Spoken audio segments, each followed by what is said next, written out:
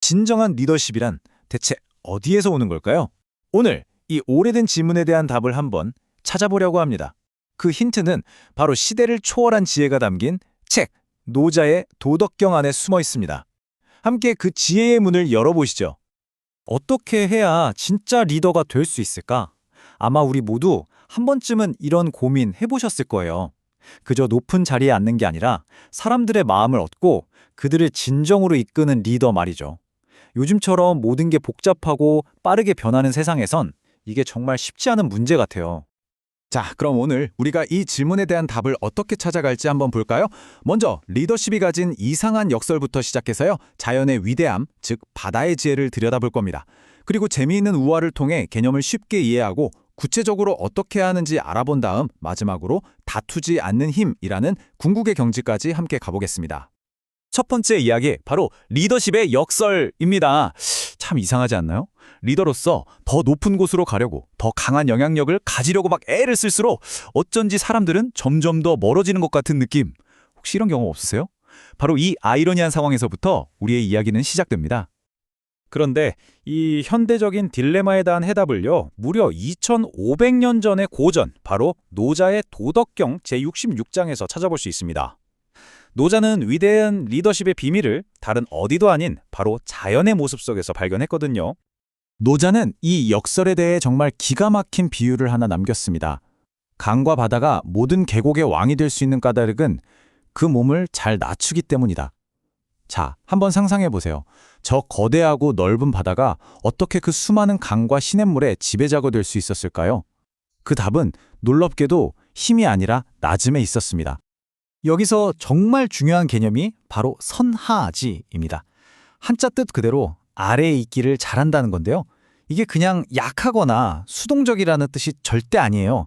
오히려 정반대죠. 세상에서 가장 낮은 곳에 기꺼이 머물러서 모든 것을 받아들이고 품어내는 가장 강력한 힘을 의미하는 겁니다. 이 개념이 아직 좀 어렵게 느껴지신다고요? 괜찮습니다.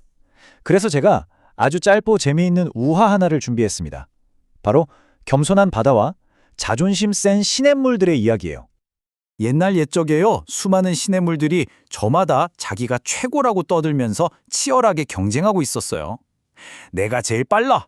아니야! 내가 가장 먼저 저 바다에 도착할 거라고! 하면서 서로를 막 앞지르려고 안간힘을 썼죠. 그런데 그때 바다는 어땠을까요?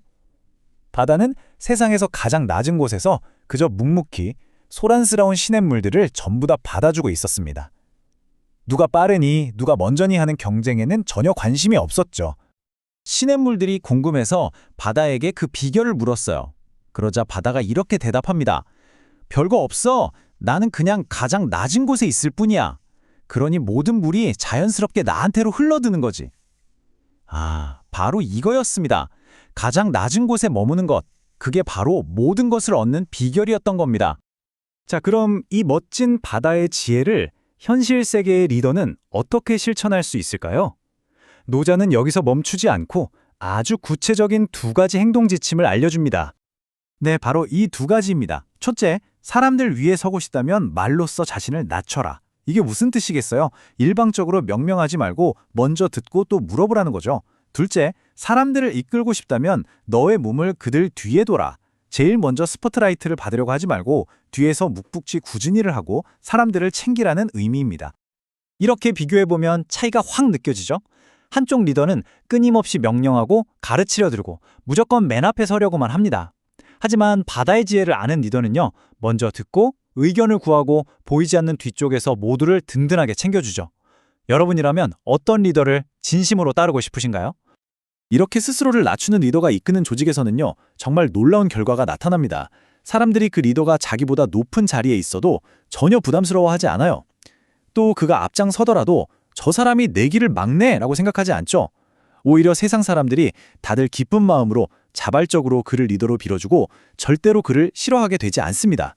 이게 바로 억지로 만드는 권위가 아니라 마음에서 우러나오는 진정한 존경인 거죠. 이제 이 이야기의 클라이맥스입니다. 노자가 말하는 지혜의 정점, 가장 심오하면서도 강력한 역설로 한번 들어가 보겠습니다. 그건 바로 다투지 않음으로써 얻게 되는 궁극의 힘에 대한 이야기입니다. 여기서 노자는 정말 무릎을 탁 치게 만드는 말을 합니다. 그는 다투지 않기 때문에 천하의 그 누구도 그와 다툴 수가 없다. 이 말 곱씹어 볼수록 정말 대단하지 않나요? 생각해 보세요. 애초에 권력 다툼이 벌어지는 싸움판에 스스로 들어가지 않으니까 그 누구의 공격 대상도 되지 않는 겁니다. 1등 자리를 놓고 싸우질 않으니 그의 자리를 빼앗을 사람도 없는 거죠. 바로 이것이야말로 바다의 왕이 가진 진짜 궁극의 힘입니다. 경쟁이라는 게임의 규칙 자체를 넘어서는 것, 싸우지 않음으로써 모든 싸움에서 이기는 지혜. 여러분, 이보다 더 강력한 리더십이 과연 있을까요? 오늘 우리는 노자의 도덕경을 통해서 겸손한 리더십의 깊은 바다를 함께 여행해봤습니다. 이제 마지막으로 이 질문을 여러분 각자에게 던져보고 싶습니다. 여러분의 삶에서 또 여러분이 속한 조직에서 기꺼이 스스로를 낮춤으로써 더 많은 것을 품을 수 있는 당신만의 바다는 과연 무엇일까요? 이 질문을 가슴에 품고 한번 깊이 생각해 보시는 건 어떨까요?